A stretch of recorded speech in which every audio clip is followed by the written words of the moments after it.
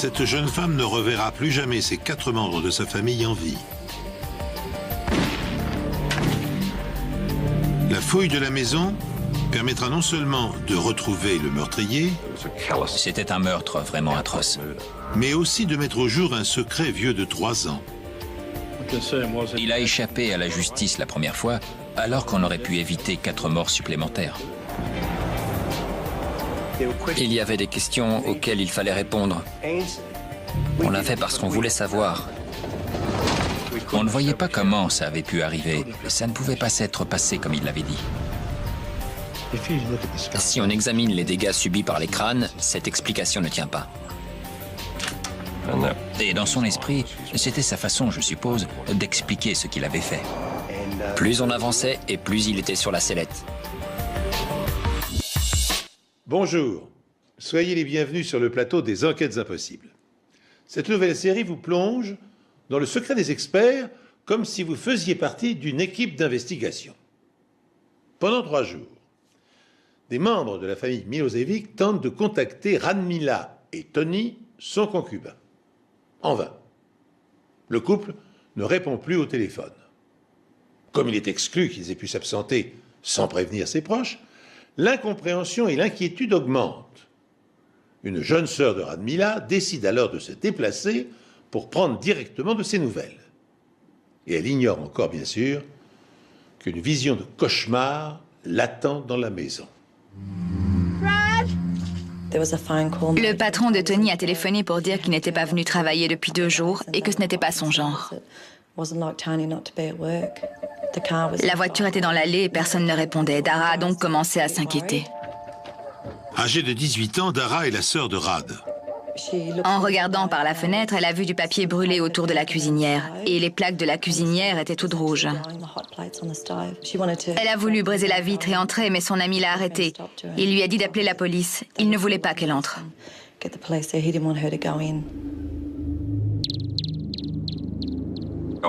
J'étais de service à Canberra ce 31 mars 1984. Avec un autre inspecteur, un jeune inspecteur. Et il n'y avait que nous ce jour-là à Canberra. J'ai reçu un appel radio du central qui m'a dit que le policier de service avait fait un trou avec sa matraque dans la porte de derrière et qu'il était entré.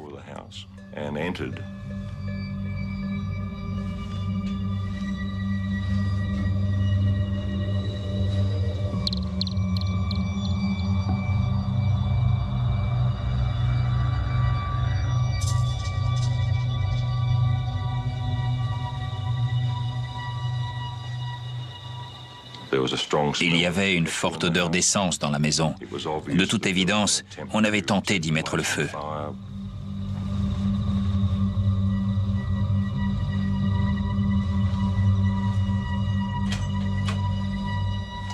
Dans l'une des chambres de derrière, il y avait 3 corps. 2 adultes, un homme et une femme, et une petite fille. Ils avaient été empilés et arrosés d'essence.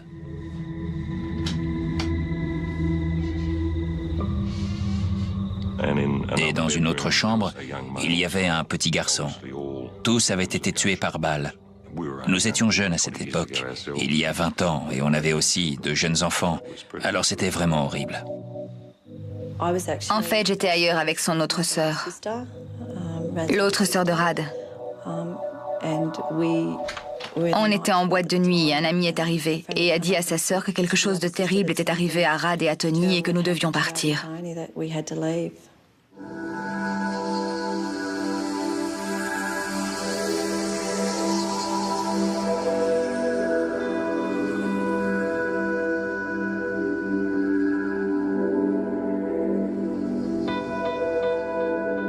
Une famille entière a été assassinée. Radmila Milosevic, Tony Baker, l'homme avec qui elle vit, et leurs 2 jeunes enfants, Danny et Lisa.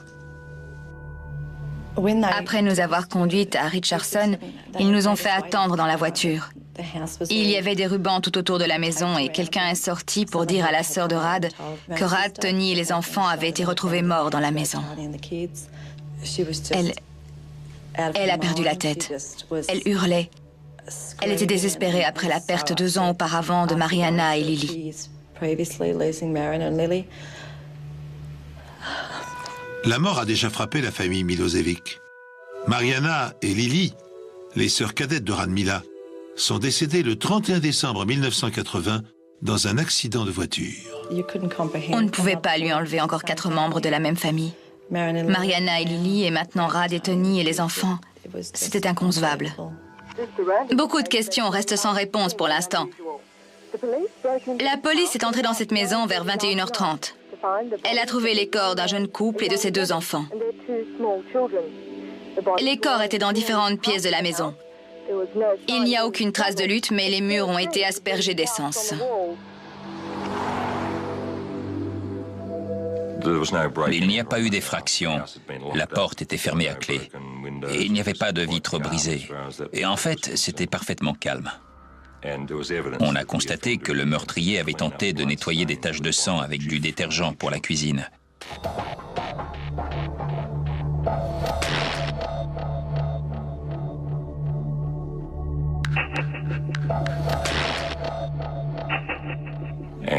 Et en voulant nettoyer les taches, il n'a fait que les étaler. Alors il a posé des coussins sur le sang pour essayer de le dissimuler. Le meurtrier a également voulu effacer ses traces. La cuisinière avait 2 petites plaques rondes à l'arrière, et devant, il y avait une plaque rectangulaire en forme de grille. Et les 2 plaques de l'arrière étaient allumées à fond, mais pas celles de devant. La personne qui a allumé la cuisinière dans sa hâte a tourné tous les boutons dans le même sens, et la plaque de devant, sur laquelle elle avait posé le journal, ne s'est pas allumée parce que le bouton était dans le mauvais sens. Il était sur bas au lieu de fort. La police scientifique essaie de reconstituer les événements. Elle pense que les meurtres pourraient remonter à vendredi. L'examen minutieux de l'intérieur de la maison suggère bientôt aux enquêteurs que le quadruple assassinat s'est sans doute produit plusieurs jours plus tôt. Par chance, dans sa hâte de prendre la fuite, le tueur fou a commis une maladresse qui a évité à la maison d'être incendiée. Incendie, bien sûr, qui aurait détruit la plupart des indices. Ainsi, les policiers retrouvent-ils intact le journal intime que Radmila tenait scrupuleusement au jour le jour. Ce journal contient-il des secrets ou des informations susceptibles de leur fournir des pistes? C'était un vieux cahier d'école dans lequel elle consignait les événements de la journée. Et le dernier passage datait du mercredi 28 mars. Elle disait que son mari et un homme surnommé Tomo suivaient un match de football à la radio. Ce dernier passage nous apprenait qu'il y avait une autre personne dans la maison à ce moment-là, quand ces gens étaient encore en vie.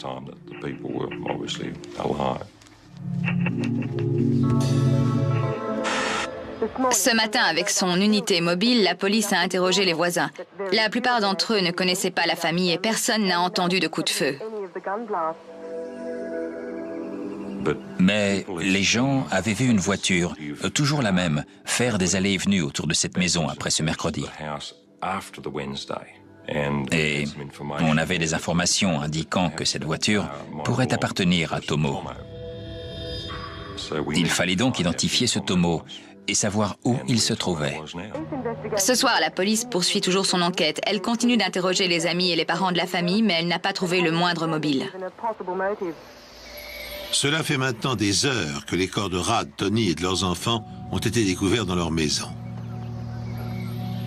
Ne trouvant aucune explication à ces meurtres, les enquêteurs vont s'adresser à la dernière personne à les avoir vus en vie. Et cette personne est surnommée Tomo. On a fini par identifier Tomo. Il s'appelait Alan Thompson et c'était un proche de la famille. En fait, c'était un vieil ami de Tony. Je crois qu'ils avaient joué ensemble au football. C'était comme mon grand frère. Il aurait fait n'importe quoi pour moi. J'avais confiance en lui.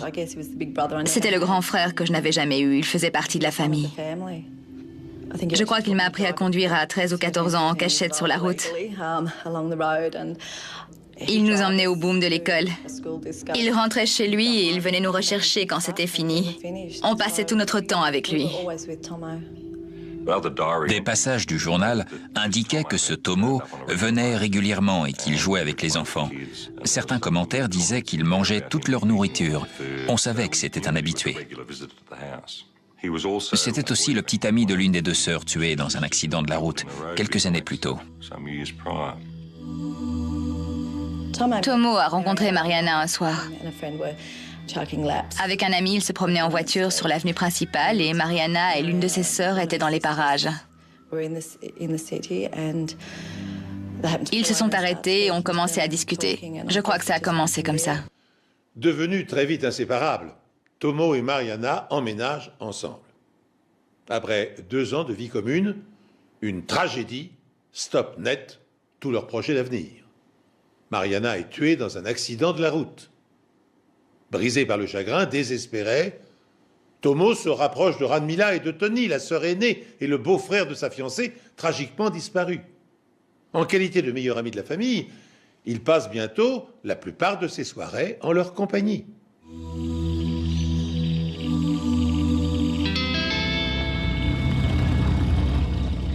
On a aussi établi qu'il possédait un véhicule répondant à la description de celui qui faisait des allées et venues. Faut-il considérer Tomo comme un suspect ou comme un simple témoin? Avec mon collègue, on est allé à Kenbeyan et Alan nous a reçus à la porte. Je me suis présenté en disant que j'apportais de mauvaises nouvelles. Je lui ai dit que j'arrivais de chez ses amis de Richardson et qu'ils étaient tous morts. Sur les lieux du crime, les spécialistes de la balistique trouvent des douilles et des balles, indiquant que l'arme utilisée est une carabine de calibre 22. On lui a demandé s'il avait une carabine. Il nous a conduits dans sa remise, derrière chez ses parents. Il a ouvert et a sorti une carabine de calibre 22. On est rentré au siège central de la police à Canberra et on a confié l'arme à nos experts. Vérification terminée. Parfait. Merci, Eric. Ils nous ont conduits au poste de police. Et ils nous ont posé des questions sur Tomo. Ils nous ont demandé s'il possédait des armes ou si on pouvait avoir des raisons de penser que ça pouvait être lui. Et j'ai répondu que ce n'était pas Tomo, qu'il ne ferait jamais une chose pareille.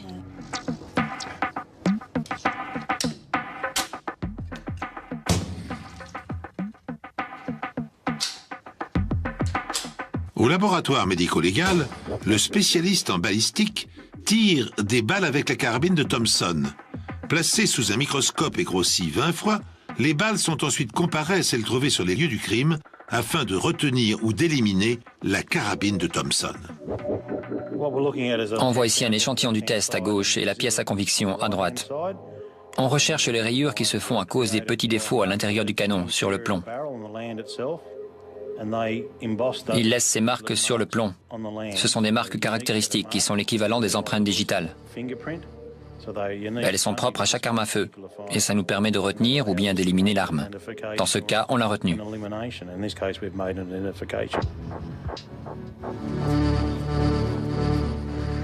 Le lendemain, on a appris que Thompson était allé dans une station-service à la sortie de Kenbeyan pour acheter de l'essence.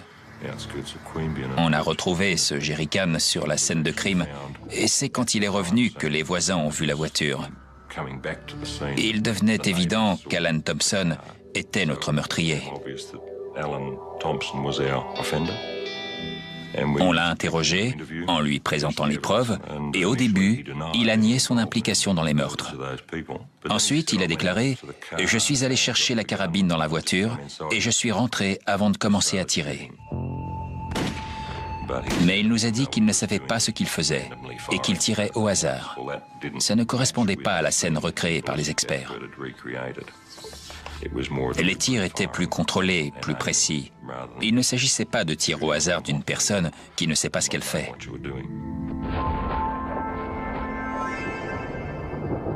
Lorsque la balle sort du canon d'une carabine, elle projette des résidus de poudre dans l'air. Tu peux vérifier que je suis en contact? Plus le canon est proche de la cible et plus ces résidus sont concentrés autour de l'orifice d'entrée de la balle. Prêt? Feu! plus il est éloigné, et moins ils sont denses.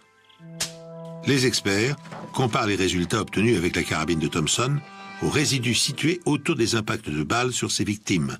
Ils parviennent ainsi à établir la distance le séparant de chaque membre de la famille lorsqu'il a appuyé sur la détente. Feu.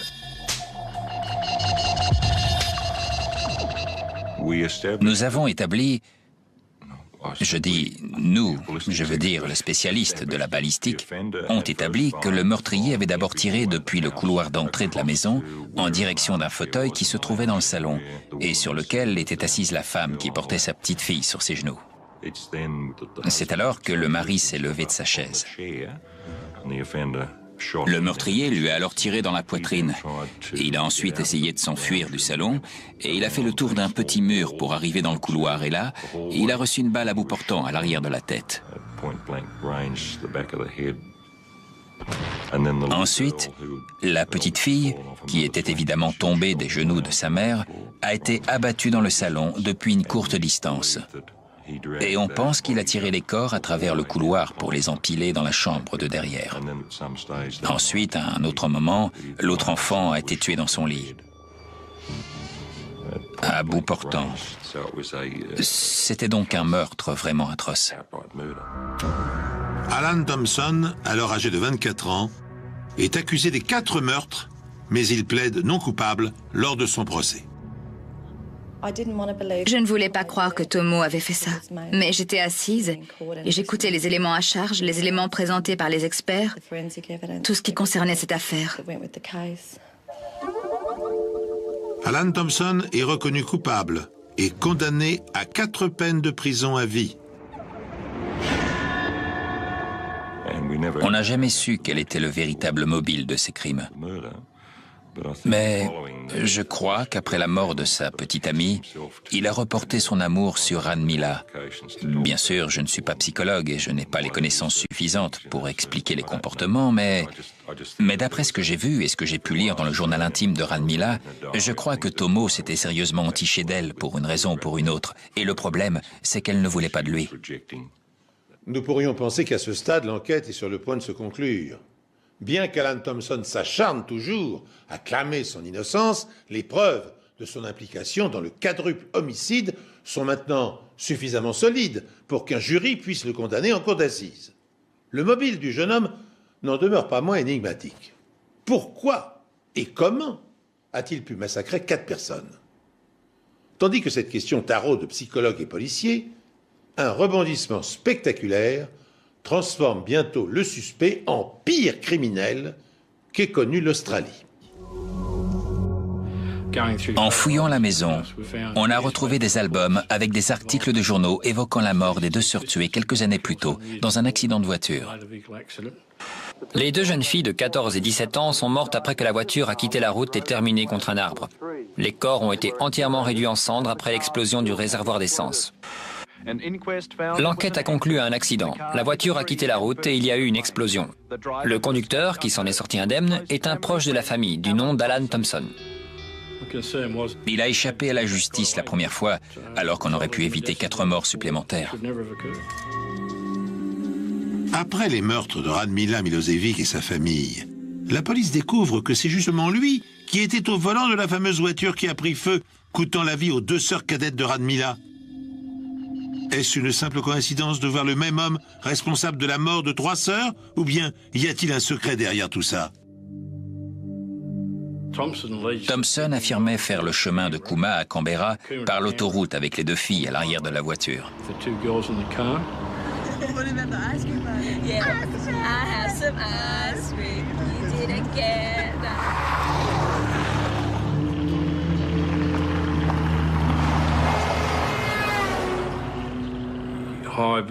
C'est une voiture arrivant à grande vitesse dans l'autre sens qui les a fait sortir de la route.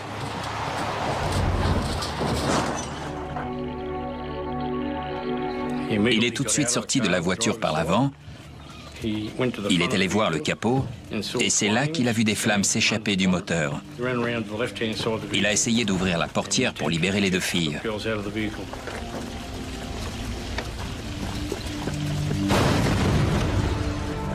Mais La voiture a très vite été engloutie par les flammes et les 2 adolescentes sont mortes à l'intérieur.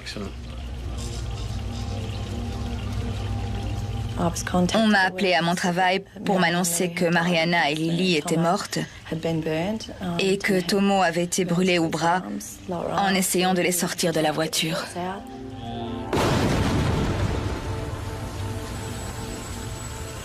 Le jour de l'enterrement, il est resté très en retrait. Il ne voulait parler à personne. À chaque fois qu'on voulait le prendre dans nos bras, il nous repoussait. Il voulait rester seul. Il lui arrivait de se réveiller en pleine nuit et de crier le nom de Mariana. On a vraiment fait de notre mieux pour être là quand il avait besoin de nous. Cet accident est-il le fruit d'une coïncidence ou une fatalité frappe-t-elle la famille Milosevic? En effet, à 2 ans et demi d'intervalle, 3 sœurs ont succombé à des morts violentes. Comme on sait maintenant que Thompson est vraisemblablement l'auteur du meurtre de Radmila, n'est-il pas étrange de constater qu'il se trouvait aussi au volant du véhicule qui a percuté un arbre avant de s'embraser? Et tandis que Thompson était sorti indemne de l'accident, Mariana et sa jeune sœur avaient péri carbonisés. Bien que le coroner de l'État ait confirmé la thèse de la mort accidentelle, Rick Nines et Tom McKillen, son équipier, ont des doutes sur la véracité de cette version des faits. Et pour en avoir le cœur net, ils décident de réexaminer les circonstances du drame et de recueillir de nouveaux indices.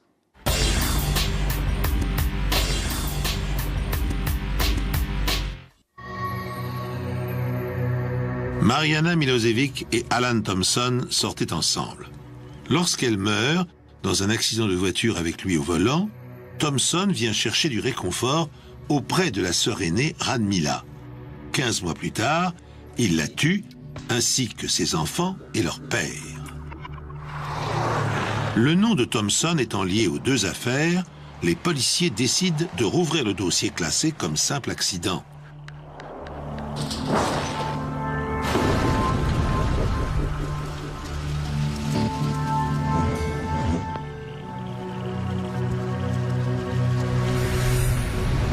Le secret d'Alan Thompson est révélé au grand jour et les véritables événements de cette nuit-là sont finalement retracés avec précision.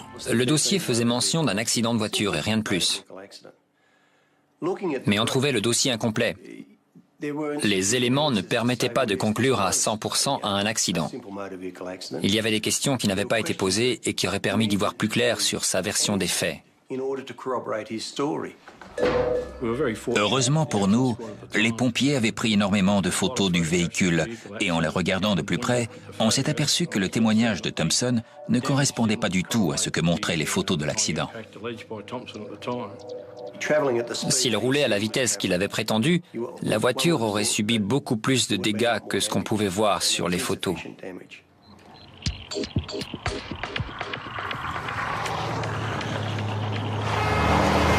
Thompson prétend avoir roulé à 70 km/h lorsqu'il a été aveuglé par des phares et a fini sa course contre un arbre. Mais selon des experts de la General Motors, ça n'a pas pu se passer comme ça. Les experts nous ont tout de suite dit qu'ils ne croyaient pas du tout à cette histoire. Ils estimaient plutôt la vitesse à 25 km/h. La question, c'était de savoir pourquoi il avait raconté ça. Peut-être que c'était pour se protéger, et tout simplement parce qu'il avait prémédité l'accident. On a donc décidé de vérifier si notre théorie du meurtre maquillé en accident tenait la route. On a décidé de faire une reconstitution des faits, mais on n'a pas pu le faire avec l'arbre d'origine.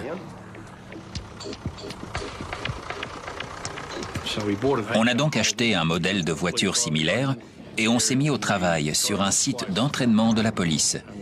On a choisi une partie pentue. Ensuite, on a choisi un arbre aux dimensions équivalentes à celui de l'accident et on a dû s'y reprendre à plusieurs fois pour essayer d'obtenir une vitesse de 25 km/h. On devait trouver la distance exacte de laquelle lancer la voiture pour obtenir la vitesse adéquate.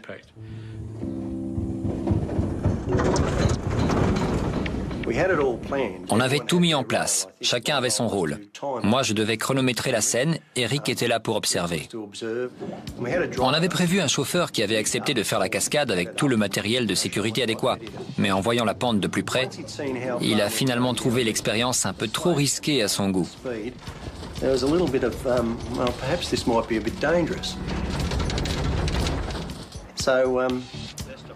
Du coup, il a fini par se défiler et il ne restait plus qu'à trouver un volontaire. Et le seul à bien vouloir le faire, c'était Rick Nines.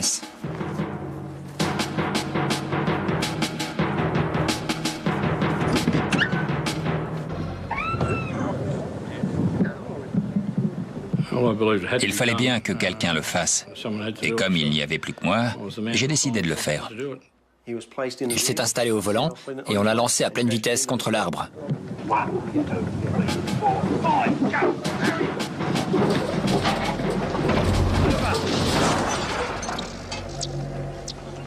Finalement, je crois avoir pris la bonne décision, parce que ça m'a donné un aperçu de ce qui avait pu se passer dans cette voiture.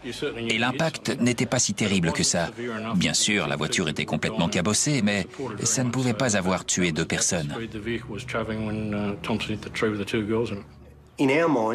On voulait pouvoir être sûr de ce qu'il s'était vraiment passé. Si on voulait rouvrir l'affaire, il fallait qu'on ait des éléments concluants à montrer. Malgré les similitudes entre le crash test effectué par les inspecteurs et les dégâts sur la voiture de Thompson, ils n'ont malheureusement pas assez d'éléments pour écarter la thèse de la mort accidentelle. Alors ils décident de se rendre chez un spécialiste des incendies. Il leur faut une réponse. La voiture a-t-elle accidentellement pris feu ou est-ce une mise en scène? Ils m'ont carrément enfermé dans une pièce avec des vidéos et des photos, en me disant qu'ils repasseraient vers 16 heures pour avoir mon avis. Les premières conclusions du coroner avaient été que le feu avait pris sous le capot.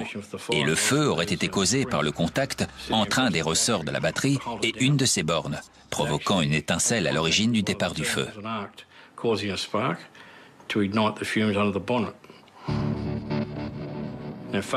Sur les photos, on pouvait voir la voiture remorquée par une dépanneuse et tout semblait indiquer que ses phares étaient encore allumés. Ça me paraissait quand même un peu absurde d'affirmer que le feu avait été provoqué par la batterie. Si on regarde les dégâts moteurs, on voit qu'il y a eu surchauffe des câbles et des durites, mais on ne voit pas de brûlure à proprement parler. S'il y avait vraiment eu le feu, les fils seraient au moins à nu pour peu qu'ils aient résisté, mais en aucun cas, ils ne seraient encore isolés. Les durites et les courroies auraient brûlé. De plus, le feu se serait propagé jusqu'au pare-feu, ce qui n'était absolument pas le cas. Les dégâts causés par le feu étaient davantage visibles à l'intérieur de la voiture que dans le moteur. Le moteur semblait en parfait état de marche pour un appareil censé être ravagé par les flammes. Ça ne collait pas. Pourquoi y avait-il des traces de feu dans l'habitacle et pas dans le moteur alors qu'il était censé être parti de là?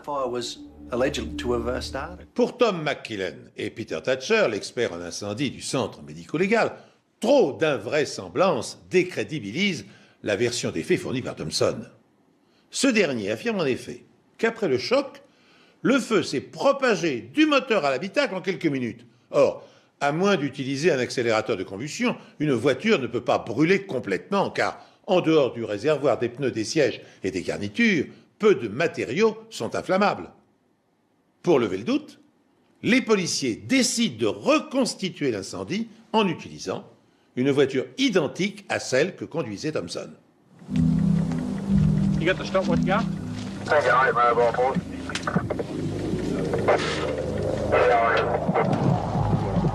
Fire me now. Pretty good fire.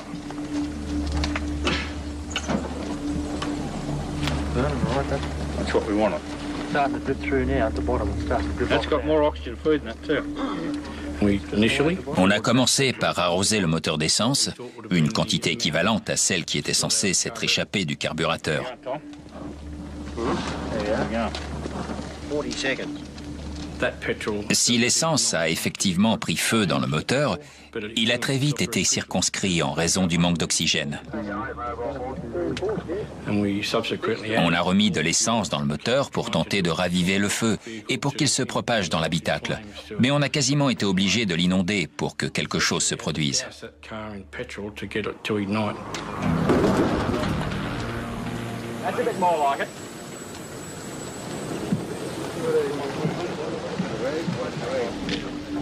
On a dû utiliser une sacrée dose d'essence pour qu'enfin les flammes traversent le pare-feu et envahissent l'habitacle.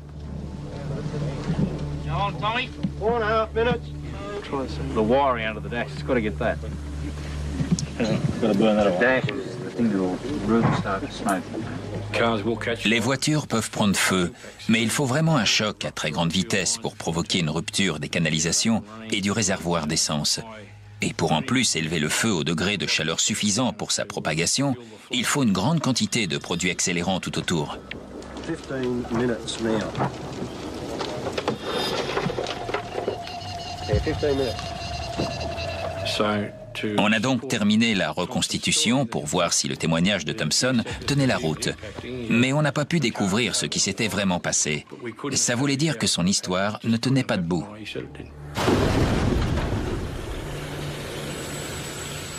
On a aussi trouvé une autre incohérence. Il y avait largement assez de temps pour sortir de la voiture. Et lui avait certifié que c'était impossible à cause du feu.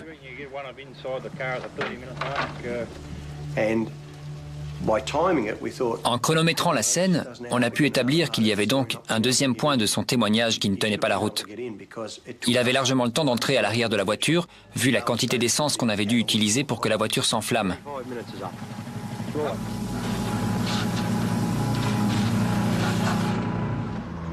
Dans sa déposition de 1982, juste après l'accident, Thompson déclare que le bidon d'essence du coffre est vide.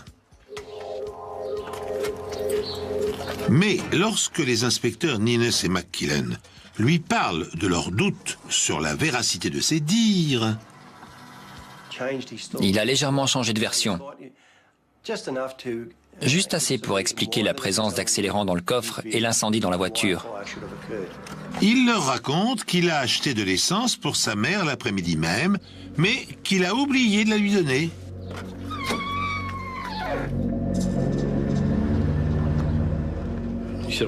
Il nous a dit que le bidon était dans la voiture et qu'il avait dû se renverser et prendre feu. Il leur affirme n'avoir rien dit à l'époque de peur d'être tenu pour responsable de l'incendie. Les inspecteurs se trompent-ils ou leur intuition est-elle la bonne? La réponse est sous leurs yeux. Mais ils ne le savent pas encore. Alan Thompson a tout d'abord affirmé qu'il n'y avait pas de bidon d'essence dans sa voiture la nuit de la mort de sa petite amie et de sa sœur cadette dans l'incendie. Mais, 3 ans après, il change sa version.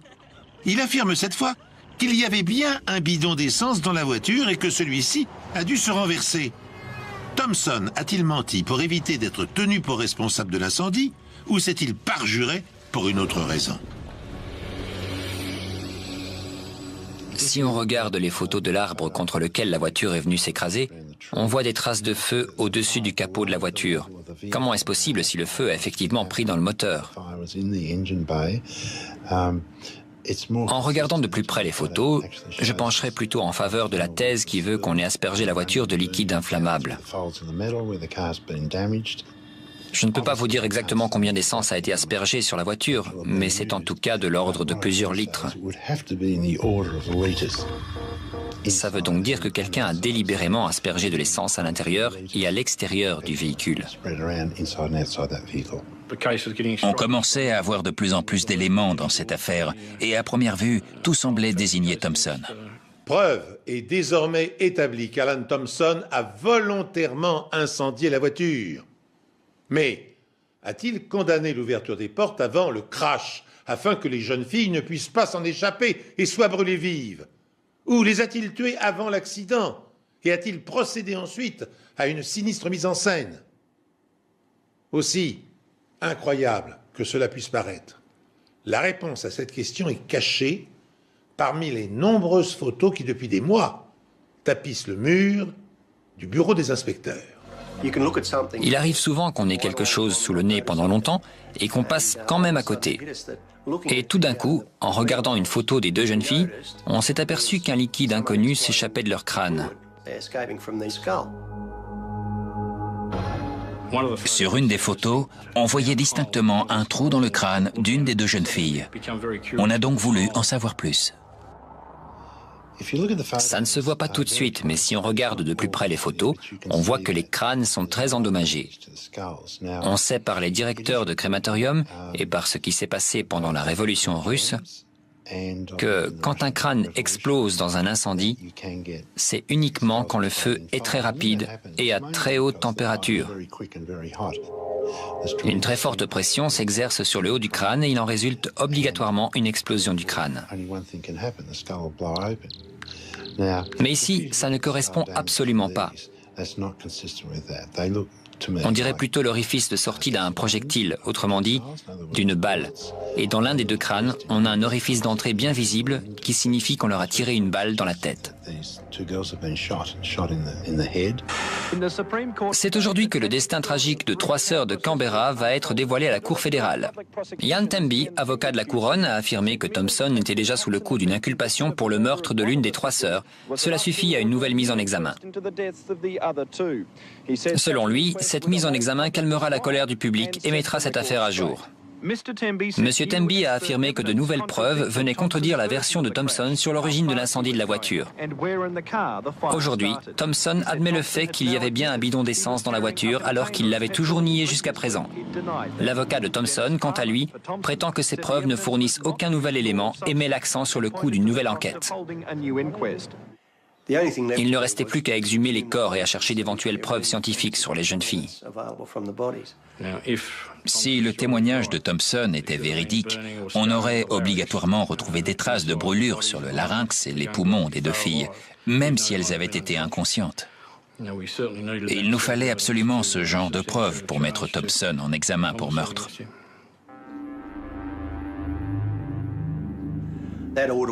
On a donc donné l'ordre de procéder à l'exhumation des corps. Et après une nouvelle autopsie, on a trouvé des traces de blessures par balle. Des traces de blessures par balle ont été décelées sur les corps d'au moins l'une des 2 sœurs. Des blessures par balle provenant d'une carabine de calibre 22, le même calibre que celui utilisé par Alan Thompson lors du meurtre de Ranmila, la sœur aînée des jeunes filles et de sa famille. Au cours de l'autopsie, le légiste n'a trouvé aucune trace de brûlure sur le larynx ou les organes internes et il a pu formellement établir que les 2 filles étaient déjà mortes au moment de l'incendie. Il a également retrouvé des traces de plomb dues au passage d'une balle à travers le crâne. Il a donc pu établir avec certitude que les 2 filles avaient reçu une balle dans la tête et qu'elles étaient donc mortes avant l'incendie. Au cours de l'enquête, notre intérêt n'a cessé de grandir sur cette affaire. On a voulu aller jusqu'au bout. Et plus on avançait, plus on s'éloignait des premières conclusions. Que s'est-il réellement passé cette fameuse nuit? Qu'est-ce qui a bien pu pousser Thompson à tuer sa petite amie et sa sœur cadette? Juste avant l'accident, Mariana est venue nous voir au travail pour parler à sa sœur. C'est la seule et unique fois où elle nous a dit qu'elle avait peur de lui. Mariana avait peur de la violence refoulée d'Alan Thompson, son fiancé. Cette révélation remet en perspective toute la relation qui liait les jeunes gens et que chacun dans la famille s'accordait naïvement à trouver exemplaire. Elle explique aussi la suite tragique des événements.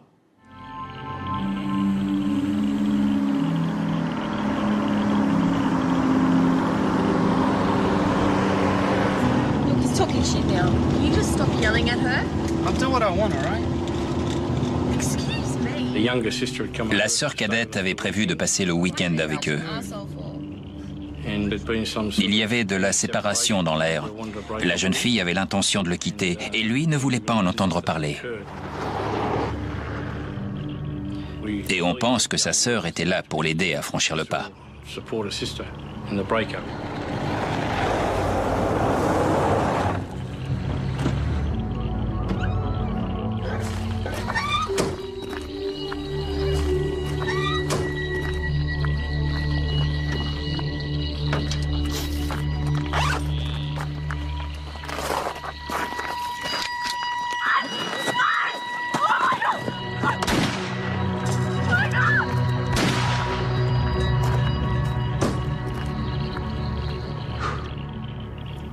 Je pense qu'il les a tués parce que Mariana voulait le quitter.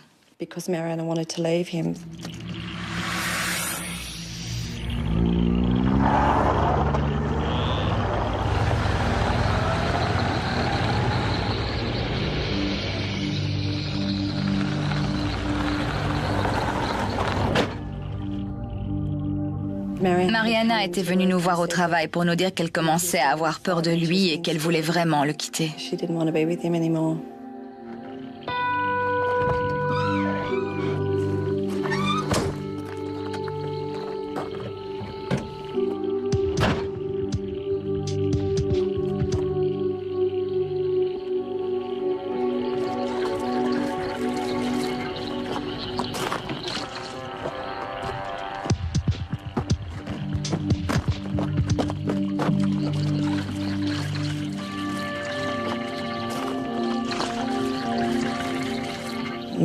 Si elle n'était plus à lui, elle ne serait à personne.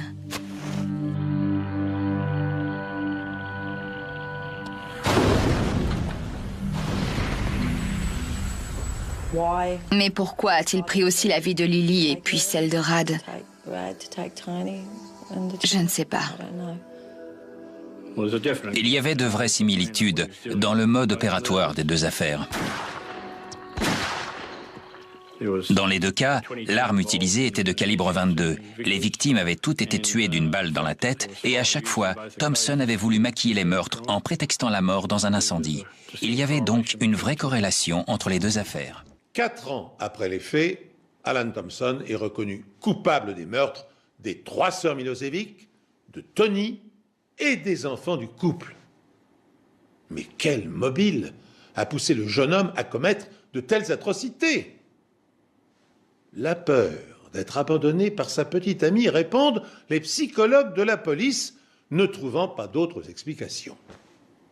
Puis, pour le massacre de la famille, la frustration et le désir inassouvi d'avoir été conduit par Anne Mila dans ses tentatives de séduction. Ces arguments consternants bouleversent l'entourage des Milosevic. Il a trompé tout le monde. À son arrivée, tout le monde le voyait comme un gentil garçon, toujours très attentionné. La famille Milosevic lui faisait confiance. Mais après les meurtres à Richardson, on a compris qu'il était le seul responsable. Thompson est finalement condamné à 2 peines de prison à vie pour chacun des 2 meurtres qui viennent s'ajouter aux 4 peines précédentes. Ça a été une vraie satisfaction à l'annonce de la condamnation de M. Thompson. Ça voulait dire que la famille Milosevic pouvait réellement faire son deuil. J'ai vraiment eu beaucoup de peine pour elle, sincèrement.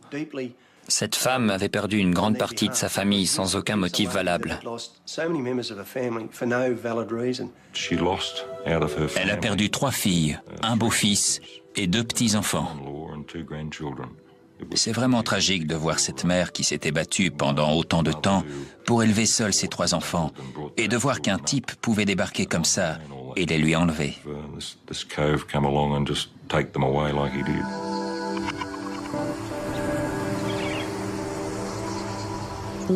Aujourd'hui, après 20 années plutôt étranges, la vie reprend son cours. Il ne se passe pas un seul jour où ceux qui sont encore là ne pensent pas à Rad, Tony et leurs enfants, ainsi qu'à Mariana et Lily.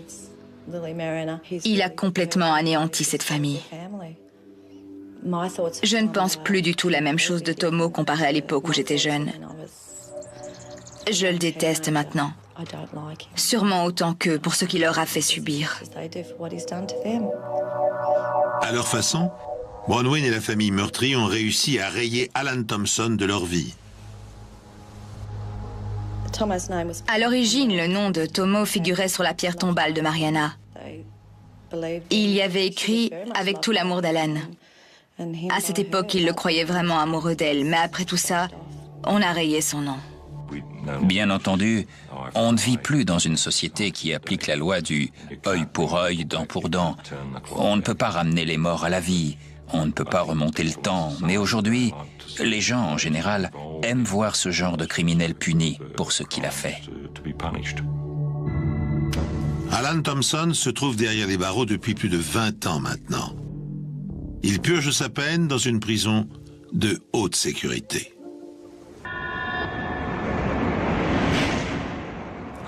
J'espère vraiment que ce genre d'individu ne sera jamais relâché.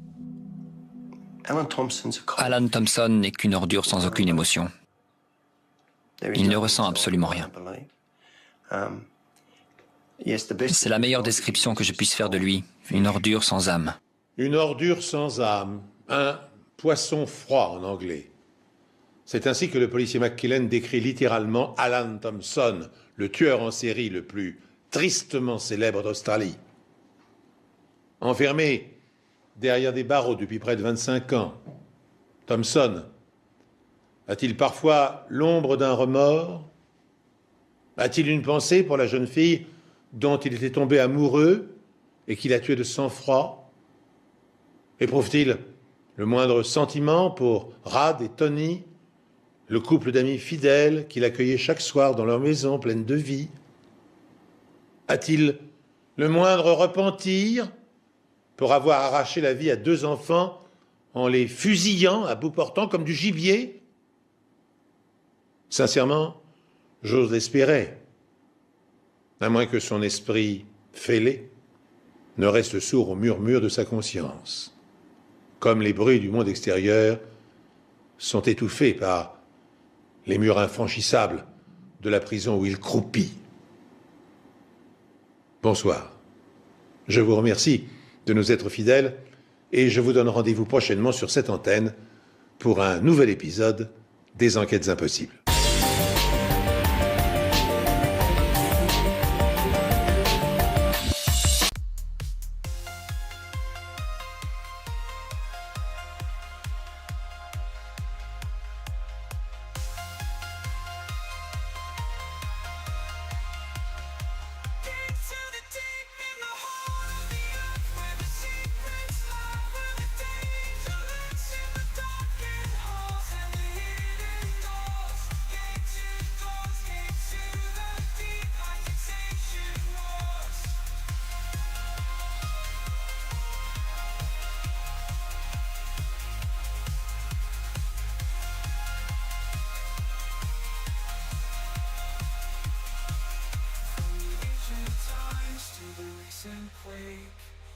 To the deep makes the ground shake with every step and each distant sound. It holds the mystery, it holds the ground.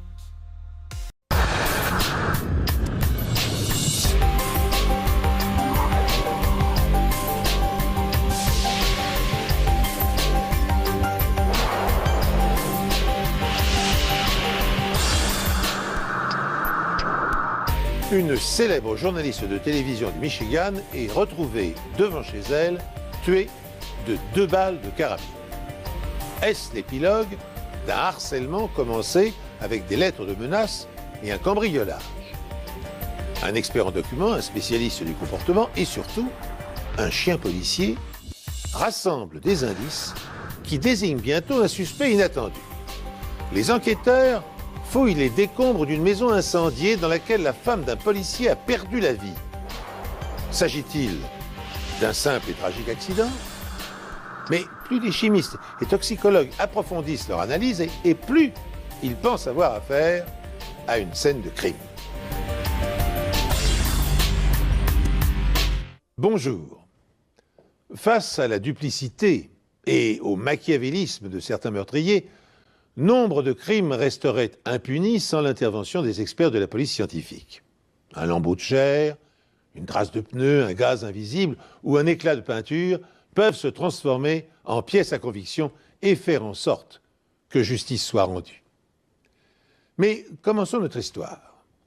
Nous sommes à Battle Creek, dans le Michigan, et Diane Newton King, une indienne Mohawk, présente, comme chaque soir, le journal télévisé.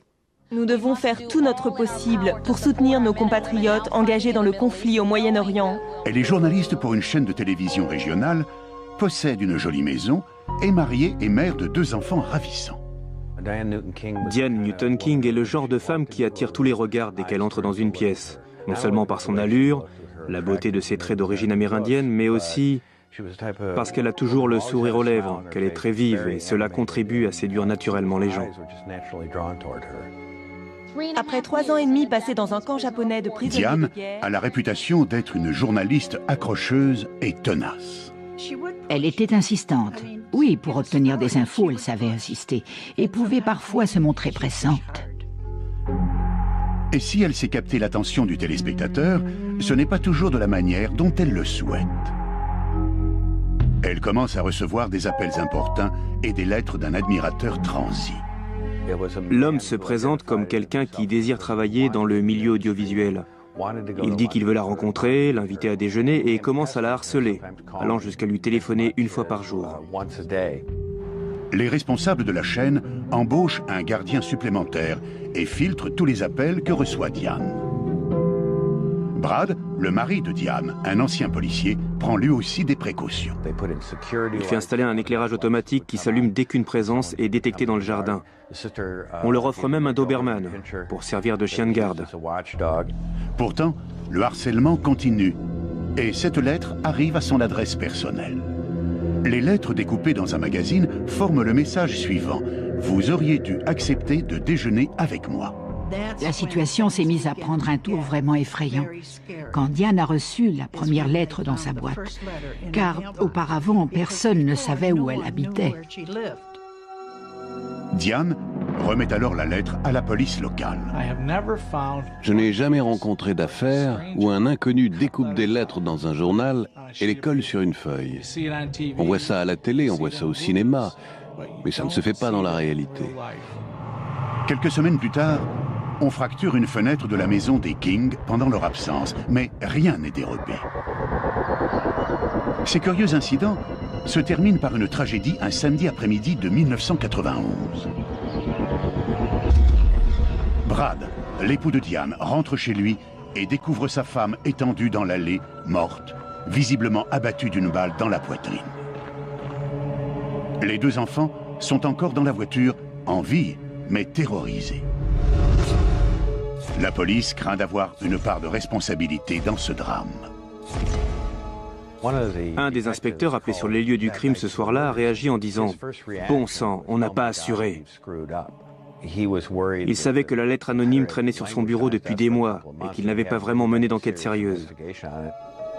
La lettre renferme plusieurs indices, mais pas ceux auxquels s'attend la police. Le meurtre de Diane King fait la une de l'actualité dans la petite ville de Battle Creek.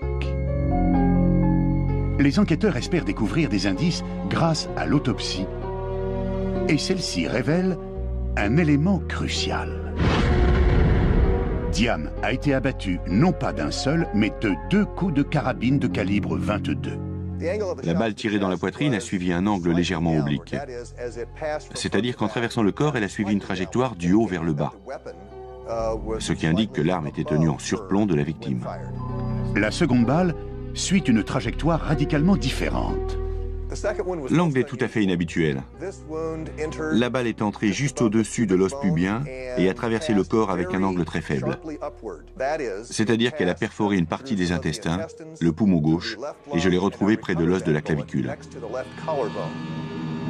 Apparemment, l'assassin tire une première fois d'un point surélevé, puis descend au niveau de la victime, se rapproche et tire une seconde fois.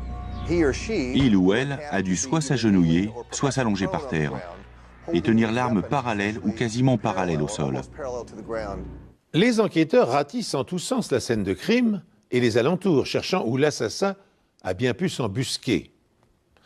En se référant à des angles de tir logiques, leurs pas se dirigent vers la grange bâtie près de la maison. Leur intuition est bonne. En examinant le sol, il découvre une douille de carabine de 22. Faisait-elle partie du projectile qui a atteint la journaliste? J'avais un peu la chair de poule en pensant qu'on était peut-être à quelques mètres de la personne qui avait commis ce crime. On était probablement à l'endroit même où il s'était tenu 1 heure avant. Le personnel de la police participe à la reconstitution de la scène. Et les enquêteurs utilisent un laser pour vérifier leur hypothèse quant à la cachette du tireur.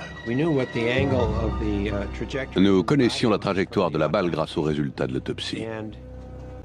Et nous avons voulu vérifier que celle-ci correspondait à un coup de feu tiré du grenier de la grange. En dirigeant le rayon laser sur l'endroit où s'était tenue la victime, on est parvenu à la conclusion que l'angle de tir était cohérent. Puis, l'officier de police, Gary Liesel, et son chien de pistage, Travis, essaient de repérer la trace du meurtrier. Quelle que soit l'arme, la douille est éjectée du côté droit après le coup. Je me suis donc placé du côté gauche de la douille et Travis a montré qu'il avait une piste. Et à partir de là, il a suffi de le suivre. Les chiens peuvent repérer quelqu'un à l'odeur, unique à chaque individu, et qui se compose de cellules mortes laissées par la peau, ainsi que de transpiration. L'adrénaline circule, le cœur s'emballe, on transpire, l'excitation monte. C'est une odeur totalement différente de celle d'une personne qui, disons, est désorientée ou qui a perdu son chemin. Travis flaire l'odeur du meurtrier qui se cachait dans la grange, la suit jusqu'à une petite passerelle qui enjambe un ruisseau, puis tourne brusquement à gauche. Travis a suivi sa piste jusqu'ici et à cet endroit-là, il était très agité. C'est ici qu'il découvre la crosse d'une carabine Remington, une Scoremaster modèle 511, enfoncée profondément dans la vase. Un peu plus loin, au fond de l'eau, se trouve 7 douilles de calibre 22. On était tous satisfaits de cette découverte.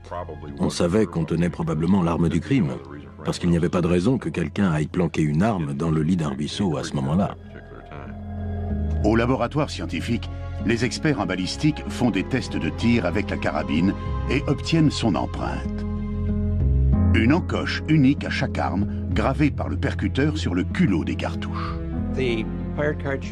La douille de carabine retrouvée dans le grenier à foin, ainsi que les 7 douilles ramassées dans le ruisseau, furent identifiées comme provenant toutes de l'arme à feu en question.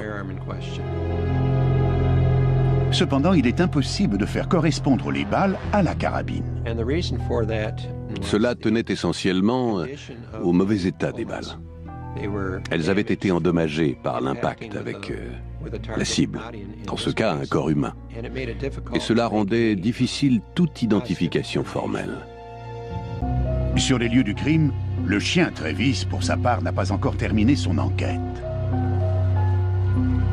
Après avoir découvert l'arme et les douilles, il saute par-dessus le ruisseau et s'élance de nouveau sur la piste du meurtrier.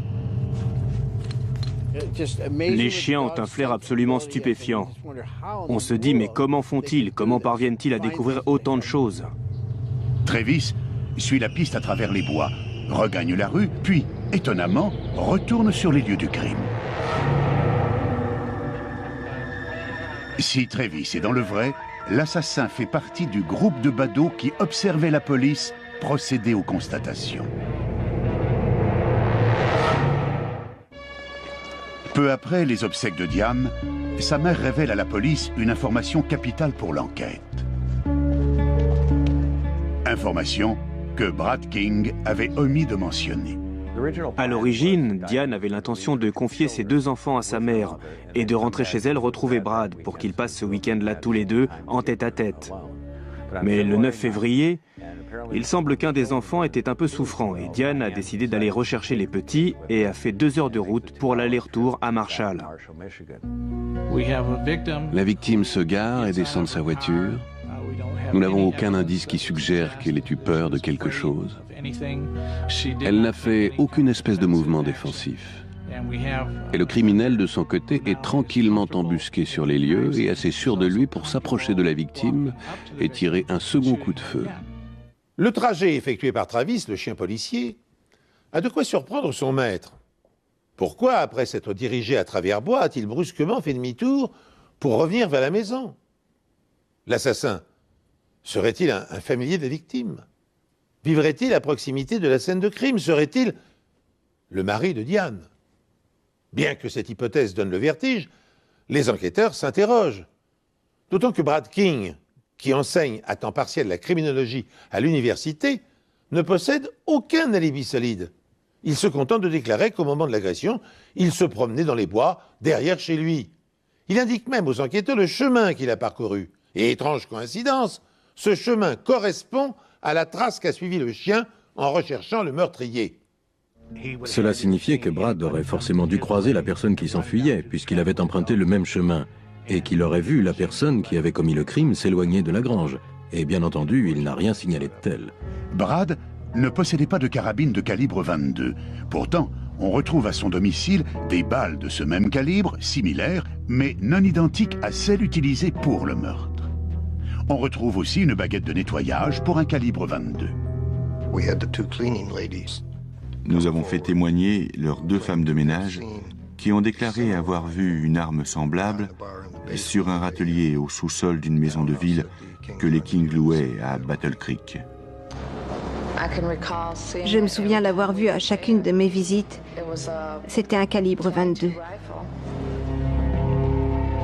La police découvre une autre incohérence dans la tentative de cambriolage au domicile des King quelques semaines avant le meurtre. Tous les gens qui regardent des films à la télé savent que si l'on fracture une vitre de l'extérieur, le bris de verre tombe à l'intérieur. Dans ce cas-là, le bris de verre se trouvait à l'extérieur, donc la personne qui a cassé la vitre se trouvait forcément à l'intérieur de la maison. Puis, les enquêteurs portent leur attention sur la lettre de menace envoyée au domicile de Diane. Selon les statistiques, seul 1% des lettres de menace utilisent des lettres découpées. Un des aspects les plus révélateurs de ce crime était que les lettres étaient découpées dans un magazine et collées sur une feuille de papier blanc. De toute ma carrière, je n'ai jamais vu de tel message dont l'auteur n'était pas lié de manière affective à la victime. En effet, le criminel utilise des lettres découpées lorsque la victime risque de reconnaître son écriture manuscrite. Malheureusement, le temps que la lettre parvienne au FBI pour être analysée, il n'y a plus aucun espoir de découvrir des empreintes digitales. La lettre anonyme avait été analysée par un premier labo à l'aide d'une poudre. Et selon moi, ce n'est pas le bon procédé, car une fois qu'on a utilisé de la poudre, il est très difficile de faire subir un autre traitement chimique au document. J'ai ordonné que le bureau de Brad King à l'université fasse l'objet d'une perquisition et d'une saisie de matériel. Je voulais les ciseaux, les lames de rasoir, le scotch, la colle, que sais-je, du papier, tout ce qui nous aurait permis de confondre Brad King à l'aide d'une expertise scientifique. Mais cela n'a rien donné. À la recherche d'un mobile, la police découvre des preuves de violence conjugale, d'adultère, ainsi que le mécontentement général de Diane pour le style de vie de son mari. Elle est arrivée un matin et elle était en pleurs et elle avait des ecchymoses. Elle me les a montrées. C'était la période juste avant Noël. Elle m'a expliqué alors que Brad et elle s'étaient disputés. Brad est un personnage assez singulier. Il peut s'attirer très vite la sympathie des gens et les rebuter tout aussi rapidement, selon son humeur. Des amis du couple disent que Diane voulait que Brad trouve un emploi à plein temps. Ma foi, Brad avait trouvé une planque idéale. Il travaillait à temps partiel comme assistant à l'université. À mon avis, elle a insisté sur cette question d'emploi, à un point tel qu'il a eu peur de ne plus pouvoir mener cette existence à l'avenir. C'est sa femme qui se chargeait de l'éducation des enfants, à qui rapportait l'argent. Et je pense qu'elle lui en voulait parce qu'il n'assumait pas sa part. On raconte qu'elle lui donnait des ordres, qu'elle lui criait dessus. Et je pense que cela a atteint un point de rupture pour lui. Et il s'en est pris à elle d'une façon typiquement passive-agressive, en l'assassinant. Les aventures présumées de Brad impliquent des étudiantes de l'université où il enseigne. Il n'était pas fidèle à sa femme, il avait une liaison avec une étudiante d'un de ses cours. Et il fréquentait une autre femme qu'il avait rencontrée à Battle Creek. On rapporte qu'il essayait même à l'occasion d'offrir les services de jeunes femmes aux clubs d'étudiants dans lesquels il traînait en compagnie d'hommes plus jeunes que lui. Ce n'était pas l'image de la fidélité conjugale, de quelque manière que ce soit. Un an après la mort de sa femme, Bradford King est arrêté et inculpé de meurtre. Le procureur et les enquêteurs de cette affaire craignaient qu'étant donné que le suspect était un ancien officier de police et un professeur de criminologie dans une grande université, il allait leur sortir un lapin de son chapeau, essayer de les manipuler, jouer au chat et à la souris, version médico-légale. Alors que Bradford King s'apprête à passer en jugement pour le meurtre de sa femme, ce que redoute le procureur se produit. Un élément nouveau fait brusquement surface et il vient brouiller les pistes et risque d'anéantir les arguments de l'accusation. Un homme qui vient d'emménager dans la maison voisine des King a trouvé une carabine Remington Scoremaster 511 dans son grenier. Cette carabine de calibre 22 long rifle, quasiment identique à l'arme présumée du crime, est aussitôt envoyée au laboratoire pour expertise. Les tests balistiques qui ont été effectués ont démontré que la douille retrouvée dans la grange ne pouvait pas provenir de la deuxième arme qui a été remise à la police. L'accusation pense que Brad a volontairement placé cette carabine dans la maison voisine pour semer le doute dans l'esprit des jurés. Et que Brad est l'auteur des appels téléphoniques, de la lettre de menace anonyme, ainsi que du simulacre de cambriolage, et enfin qu'il a commis l'erreur de briser la vitre de l'intérieur de la maison plutôt que de l'extérieur. Le jour du drame, Diane a l'intention de conduire les enfants chez leurs grands-parents pour y passer la nuit. Pendant son absence, Brad fait des essais de tir pour aligner la cible. Il ramasse soigneusement toutes les douilles derrière lui.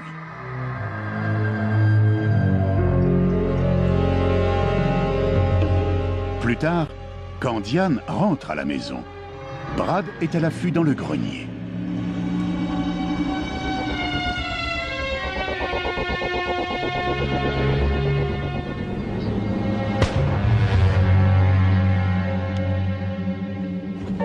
Le second coup de feu est tiré à bout portant après qu'il a quitté la grange.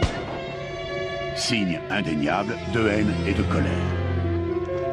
Ensuite, Brad s'aperçoit que les enfants sont dans la voiture. Il ignore que l'un d'eux est souffrant. Ne pouvant abandonner les petits dans le froid très longtemps, il sait qu'il doit changer ses plans. Il se débarrasse alors rapidement de l'arme près du ruisseau, jette les douilles dans l'eau, puis retourne à la maison et alerte la police. Mais Brad oublie de ramasser la douille qui se trouve dans le grenier.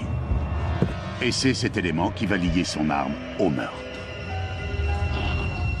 Il ignore qu'un chien policier va flairer sa piste dans le grenier, la suivre jusqu'au ruisseau, traverser les bois, puis revenir à son point de départ. Je pense qu'il a présupposé qu'il s'agirait d'une petite opération policière de province et en tant que spécialiste du crime, en tant qu'assistant en criminologie, compte tenu de sa personnalité, à mon avis, il s'est dit qu'il serait plus rusé qu'eux. D'aucuns pensent que les enfants ont contrecarré ses plans pour se construire un alibi solide. Je pense qu'il n'avait pas envisagé que les enfants seraient là. Car dans ce cas, il serait sans doute allé se montrer dans un endroit public et il aurait fait découvrir sa femme par un autre. Ça lui aurait fourni un bon alibi.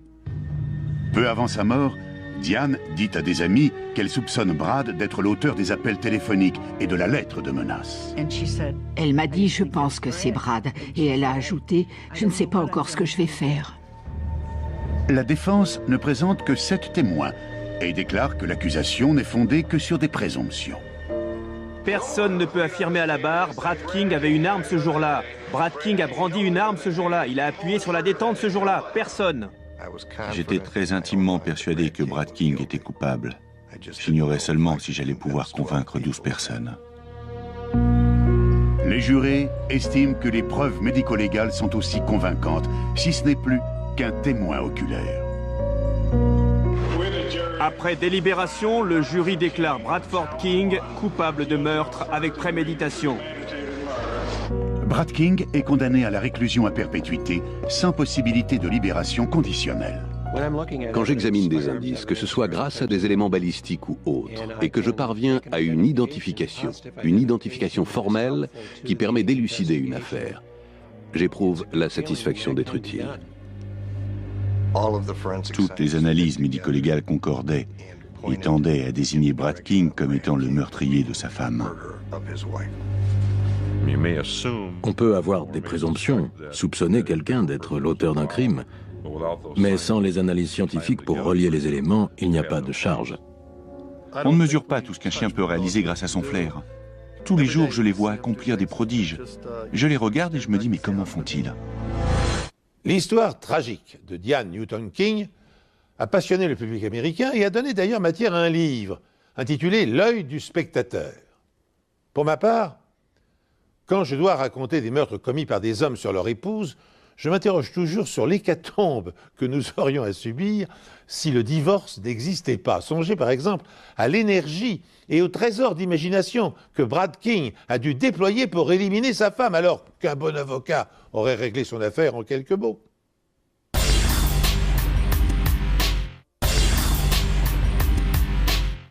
Notre seconde histoire nous transporte à Green Bay, dans l'État du Wisconsin. Par un matin froid de février, Lola, 14, se rend en voiture chez sa fille. Quand elle s'approche de la maison, elle découvre bientôt qu'un incendie l'a ravagée. Plus effrayant encore, elle doit couper des ficelles qui nouent les portes de l'intérieur pour empêcher une intrusion. Tout était complètement noir, entièrement recouvert de suie. Comme je ne trouvais pas Sandy, j'ai couru dans toute la maison en l'appelant. Ensuite, j'ai vu qu'elle était sur le canapé. Elle était entièrement brûlée. Sandy Maloney n'a que 40 ans. Ça m'a fait mal. J'étais sous le choc. Au début, je n'avais pas vraiment conscience du fait que c'était Sandy qui était morte. Je suis entré dans la pièce et mon père s'est mis à pleurer. J'ai plus ou moins compris ce qui s'était passé. Ensuite, il m'a simplement dit qu'il y avait eu le feu dans la maison, qu'on avait trouvé quelqu'un à l'intérieur et qu'on pensait que c'était ma mère. Sandy vit seule depuis qu'elle s'est séparée de son mari. Il semble que le feu a démarré vers 19h30 la veille au soir. L'horloge s'est arrêtée lorsque le feu a fait fondre son mécanisme interne. Les experts locaux en incendie identifient l'origine du feu grâce au motif en V bien reconnaissable sur le mur. Lorsque le feu prend, il brûle vers le haut et vers l'extérieur, ce qui laisse des traces révélatrices sur les murs, les meubles, le plafond, ce genre de choses. Dans ce cas précis, j'ai observé une forme en V indiquant que le feu serait parti du canapé. Et c'est là qu'on retrouve le corps de Sandy. Le feu ne se propage pas au-delà du salon. L'apport en oxygène ne semble pas avoir été suffisant pour permettre au feu de se propager librement. Une fois que l'oxygène a été épuisé dans la pièce, le feu s'est éteint tout seul. Le salon est jonché de bouteilles de vodka vides et de mégots. Il y avait des cendriers qui débordaient, des cigarettes posées à même la table et des annuaires qui se sont embrasés, brûlant toutes les surfaces. Les enquêteurs connaissent Sandy Maloney puisque son ancien mari est officier de police. Sandy était l'amour de ma vie. C'était mon âme sœur. Quand on rencontre quelqu'un comme ça, on se dit qu'on veut passer le reste de ses jours avec cette personne. Au début des années 90, Sandy se fait mal au dos et devient dépendante des analgésiques. Elle se met également à boire beaucoup. À 2 reprises, elle suit une cure de désintoxication à l'hôpital, mais en vain. Ça l'a complètement détruite. Elle n'était plus l'épouse gaie et la mère formidable d'avant. Quand les enfants rentraient de l'école, Sandy était déjà complètement ivre. Elle était ivre au point de tituber et d'être incapable de parler normalement. Je savais que ça n'allait pas. J'entendais parler d'huissier. Quand on a une accoutumance, ça peut faire perdre de l'argent. Mes parents n'avaient pas de quoi payer leurs factures et la plupart des disputes entre mon père et ma mère tournaient autour de ça. Alors je n'étais pas totalement inconscient de ce qui se passait. Cela n'a rien d'étonnant si, lors de la séparation des Maloney, John obtient la garde de leurs 3 enfants. Sandy poursuit sa descente aux enfers. Ils se disputaient. John jurait et il était tout le temps en colère. La situation empirait. On aurait dit que la maison était sur le point d'exploser. Elle passait la plupart de son temps à la maison. Elle décrochait le téléphone et se coupait de tout contact avec ceux qu'elle fréquentait avant. Selon les indications préliminaires, l'incendie démarre à cause d'une cigarette laissée négligemment allumée par Sandy.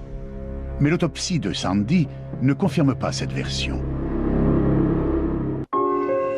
Pour découvrir avec certitude la cause du décès de Sandy Maloney, son corps est confié à un expert médico-légal pour être autopsié. Quand on s'occupe d'un décès par le feu, on recherche des blessures qui ne concordent pas avec le feu. Depuis son accident du dos, Sandy Maloney consomme trop d'alcool et de médicaments. Personne ne l'ignore. C'est pourquoi des prélèvements sanguins sont envoyés dans un laboratoire de toxicologie.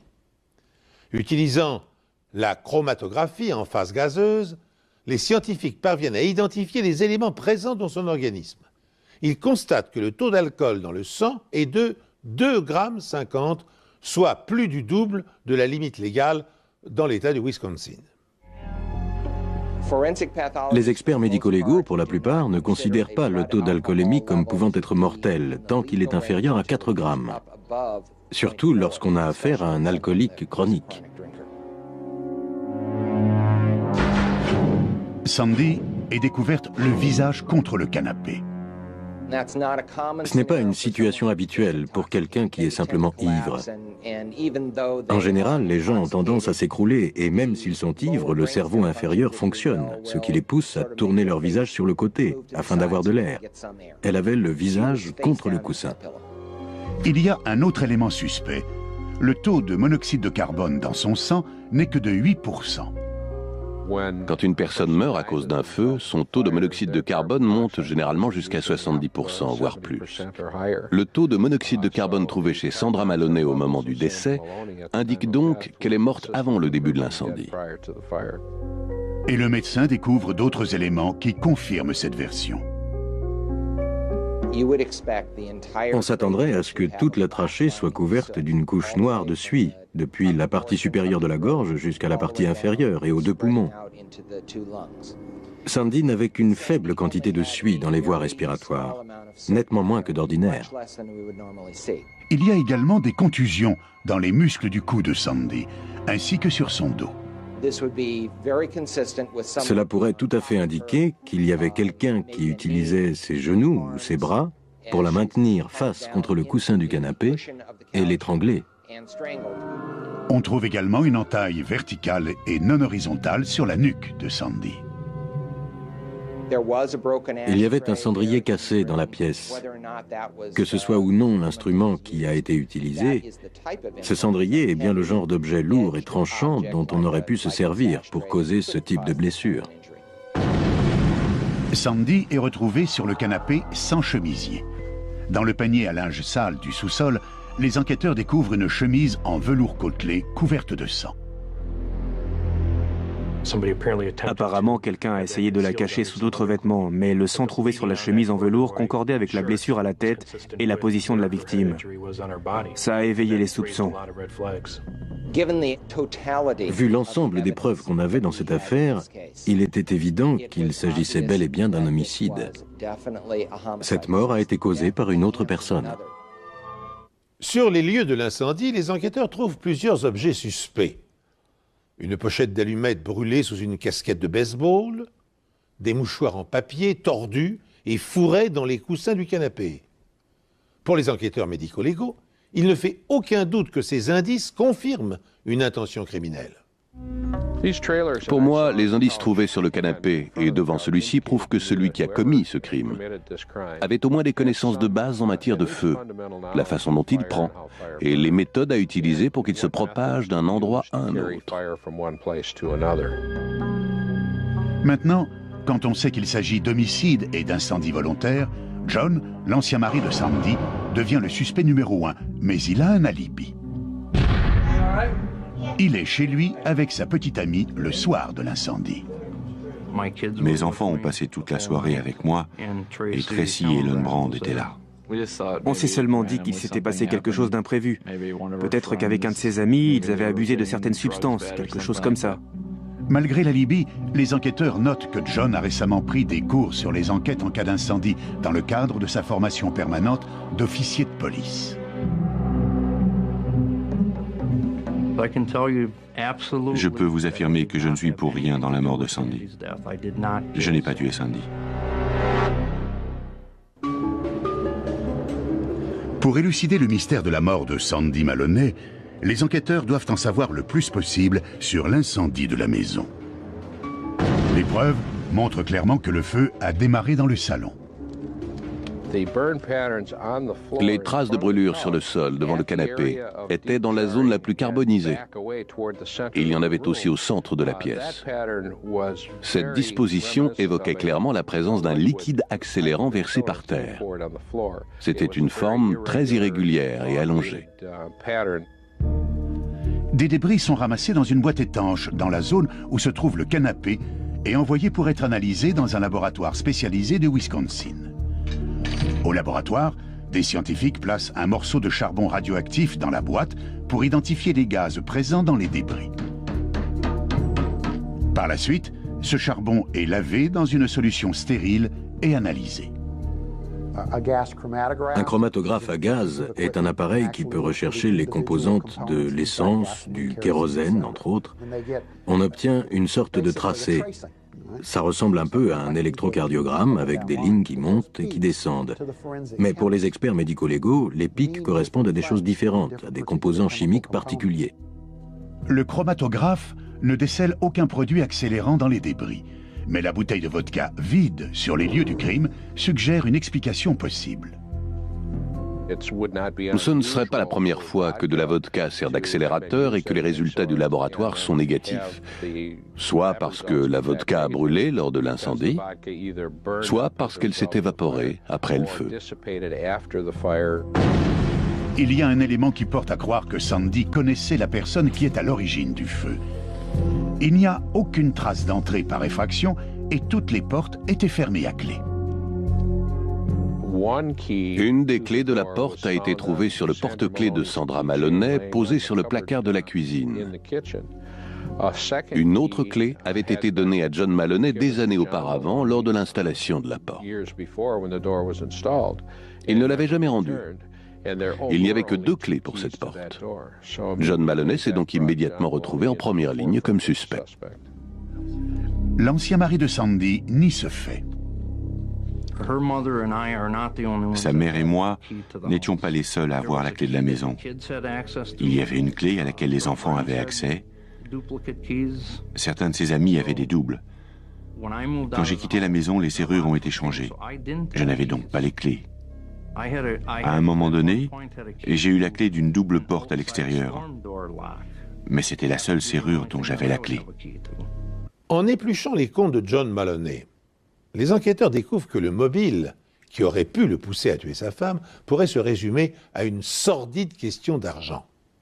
En effet, lors de la procédure de divorce, John a accepté de verser à Sandy $450 de pension alimentaire par mois, plus la moitié de ses biens. Cette contrainte financière est-elle néanmoins suffisante pour faire de lui un assassin? Dans le doute, les policiers s'intéressent alors à Tracy Ellen Brand, la maîtresse de John. Serait-elle responsable ou aurait-elle participé à l'homicide? On s'est dit qu'ils étaient tous les deux au courant de l'homicide ou qu'ils y avaient peut-être participé tous les deux. Tracy était donc quelqu'un qui éprouvait de l'hostilité envers Sandy Maloney et il fallait se pencher sur son cas. Tracy affirme qu'elle était à la maison avec John le soir du meurtre.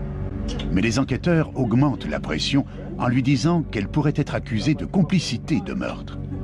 Elle modifie donc sa version. Elle déclare alors qu'elle dormait et qu'elle ignore où se trouvait John au moment où l'incendie s'est déclaré. Elle affirme aussi que John a eu un comportement suspect à la fin de la soirée. Tracy, sa petite amie, a remarqué un comportement nerveux et des tremblements lorsqu'il est rentré à la maison. Selon elle, John dégageait également une odeur de fumée. Tracy accepte d'aider la police en portant un micro caché pendant qu'elle interroge John sur l'accident. Mais au cours de ces conversations, John nie être mêlé à cette affaire. Ce n'est que plusieurs mois plus tard, lors de vacances à Las Vegas, que la conversation devient plus intéressante.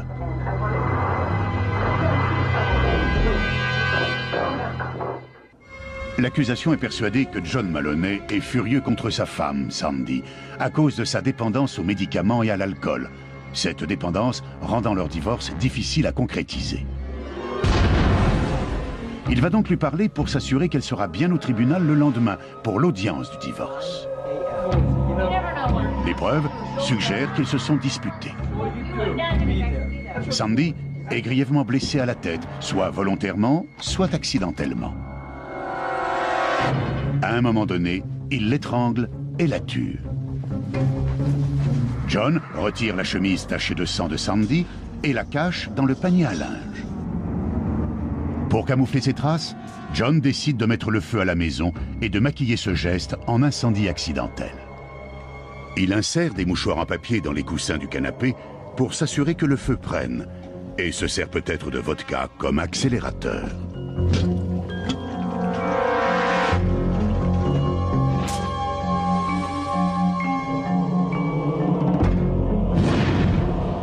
John quitte ensuite les lieux en espérant que la maison brûlera entièrement, détruisant ainsi les preuves de son meurtre.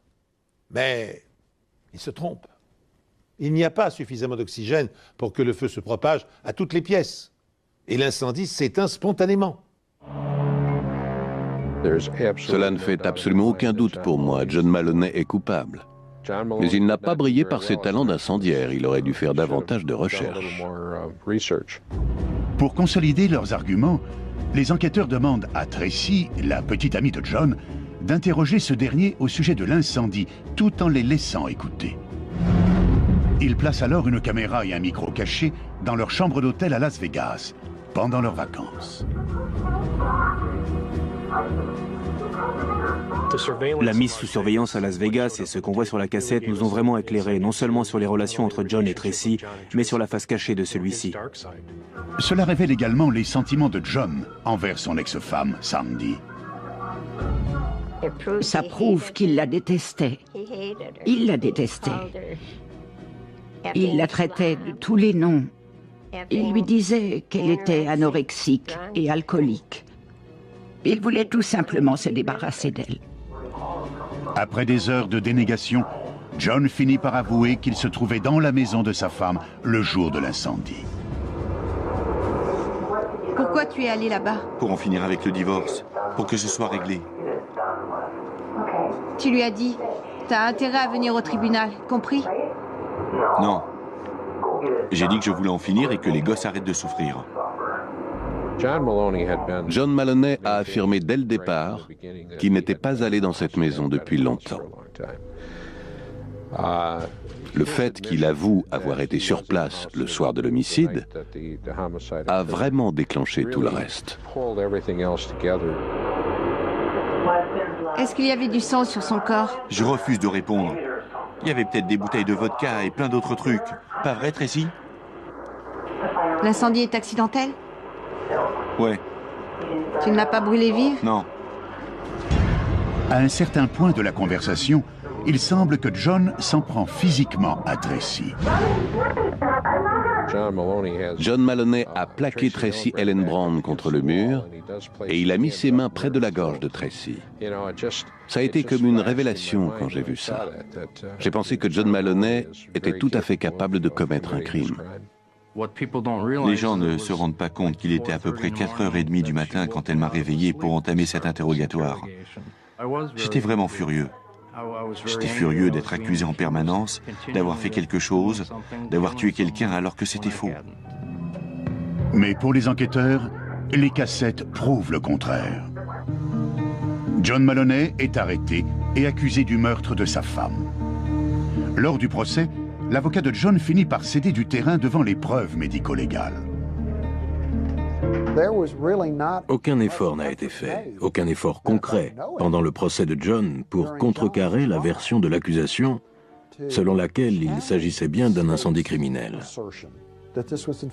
La défense s'est contentée de se replier sur elle-même et d'accepter les découvertes de l'accusation sans remise en question scientifique. Au lieu de cela, la défense accuse Tracy Ellenbrand d'être la véritable coupable. Les preuves concrètes et médico-légales, les déclarations des témoins, leurs observations n'accusent qu'une seule personne, John Maloney. John Maloney est reconnu coupable d'homicide volontaire, d'incendie criminel et de mutilation de cadavres. Il est condamné à la prison à perpétuité. J'ai été complètement bouleversé par le dénouement de mon procès. Je trouvais qu'il y avait une forte dose de doute. John Maloney persiste à clamer son innocence. Je ne suis pour rien dans la mort de Sandy. Je ne l'ai pas tué. J'ai peur à l'idée de passer le reste de ma vie en prison pour un crime dont on m'accuse, mais que je n'ai pas commis. Son fils, Matt, refuse de croire que son père est un assassin. Toutes les preuves trouvées au sous-sol et à l'étage indiquent qu'il s'agit d'une mort accidentelle. J'adorais ma mère, mais je veux simplement que tout le monde sache comment elle est vraiment morte et que mon père n'est pas responsable. Mais les experts médico-légaux retracent ce qui s'est véritablement passé chez Sandy avant l'incendie.